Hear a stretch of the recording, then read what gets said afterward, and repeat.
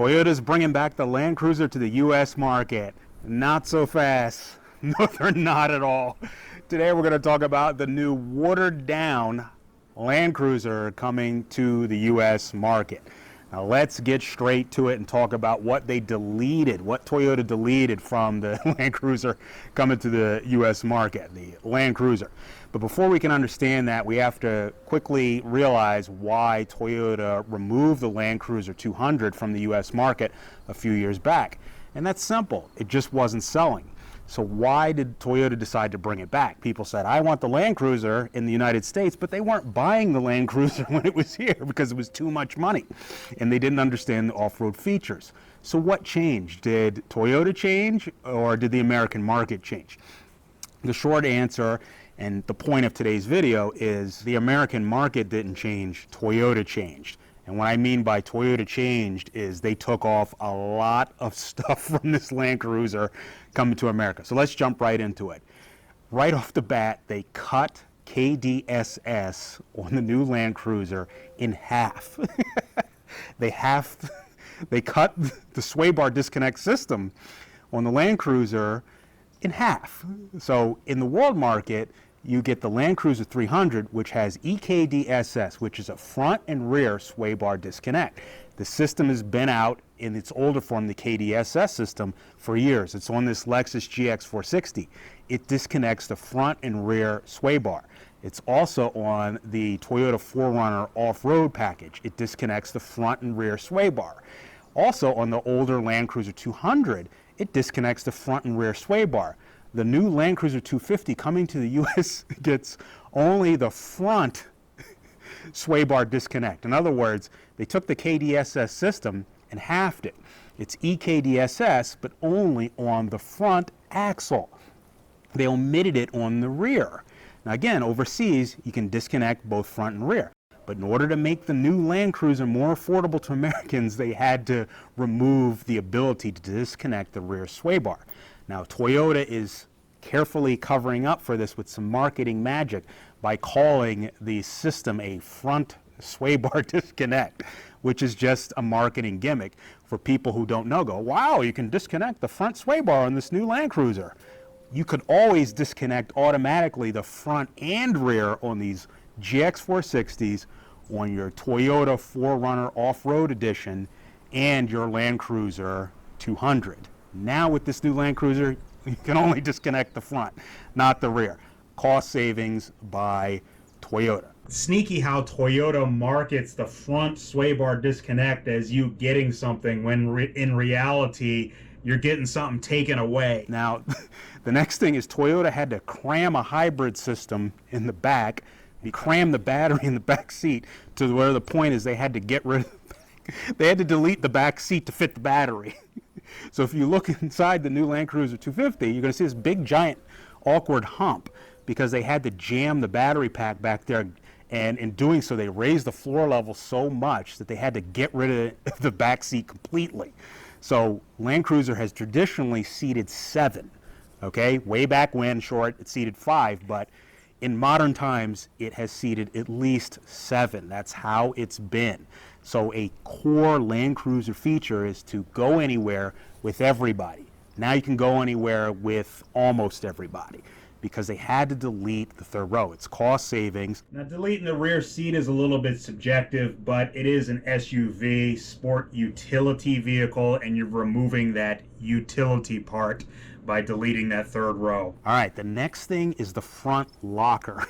The Landcruiser 300 has a front locker, center locker, and rear locker. Now this is in addition to track, A-track, and MTS, etc.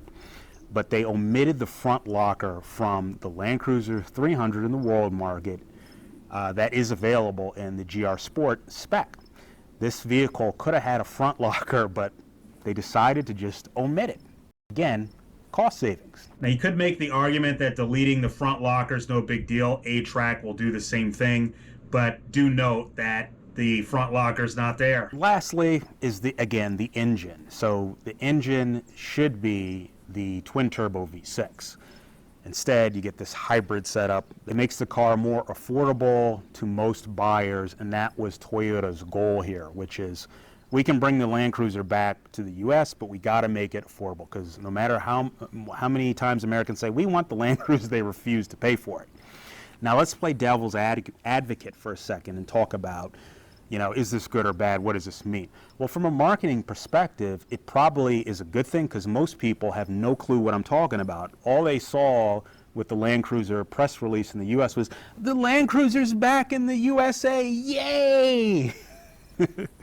Without realizing just how much stuff was deleted from it, nor what that stuff means. So Toyota is counting that most people who want a Landcruiser are not actually going to do what the maker or the inventor of Landcruiser wanted, was people take it off-road. So they're counting on most U.S. buyers getting the Landcruiser just to say they have a Landcruiser and not actually off-roading.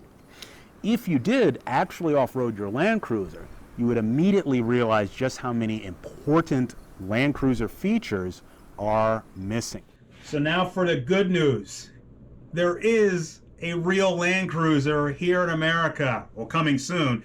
It's the GX550. That is literally the world market Landcruiser, the quote, real Landcruiser. You're gonna get the same frame, the same wheelbase, but you're gonna get that twin turbo V6. You're going to get the rear locker, the center locker. You're not going to get the front locker, but you're going to get the full front and rear EKDSS system, the full system. You're not going to get a third row seat, but you're going to get luxury on top of it. So it's the closest thing to the real Landcruiser, the GX550. Okay, remember, this is all for fun. Toyota's awesome. It's going to be a hit either way. A lot of these little changes or differences are subjective. But in off-roading, every centimeter matters, and traditionally the Toyota Landcruiser has had it all as far as off-road features. A lot of those features, key features, are missing from this American spec version. We could argue day and night about the engine. Should it have the hybrid or the V6? That's up to you to decide. Just pointing out that there are some things missing from this US spec Landcruiser. If you found this video helpful or entertaining, please remember to like and subscribe. Thank you, and have a great, great day.